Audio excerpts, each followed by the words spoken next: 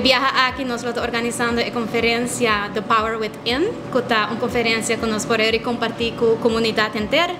Nós já acaba 2 conferências que nós organizamos no passado. Nossa primeira conferência estava em 2019, que estava Dare to Be.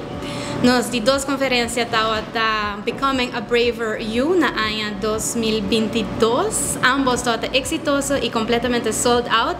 Después nós estamos super great de vez anunciar que nós temos de 3 conferências, nós estamos esperando eigenlijk o mesmo êxito que sempre. Nós estamos orgulhosamente membro de WOW e que nós também estamos anfitrião de conferência aqui, de 3 edições, pois para nós seguro é prazer de portar anfitrião na evento aqui, tópico assim importante que trata é Power Within, na onde que nós também explorar junto com o tour presente que é o poder de cada de nós e seguro nós também apresentar na Bolsonaro nós como uma empresa que dedica na research nós também apresentar dados de que é o poder que nós cada tem para dentro de nós saco hope estudo nang awardo assim e nós também explorar junto ema inta aqui nós está assim contento de por formar parte dessa aqui e me tá seguro é também journey ema inta aqui e mirando que nós também tem diferente orador nang de afo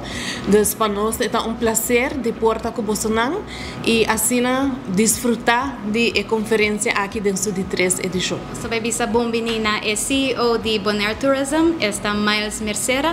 Miles Mercera é caballero que estudia na Aruba, tem solamente 36 e há trayectória muito larga para o qual está sua carreira mês. É CEO de Corsou Tourism e a la vez depois ela toma o reto de vir político na Corsou. Também conta-nos mais de sua transition para com essa aqui, mas também tu repasso e o mindset que ela tem durante o processo.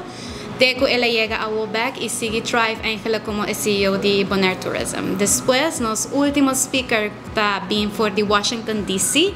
Seu nome é Fallon Carter. Fallon Carter é eigenlijk international event planner.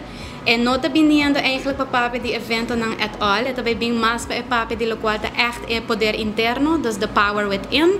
E também dona diferentes tools não para nós por uso de nossa vida diário, para lo qual está vira nosso mindset, é maneira de papel com nós mesmos, é maneira de convencer nós mesmos e segurar que nós temos a mentalidade correta. Fallon Carter está conhecida através para Vogue, para Elle, para Harper's Bazaar, dus tem echt diferentes sources na hobby sólido.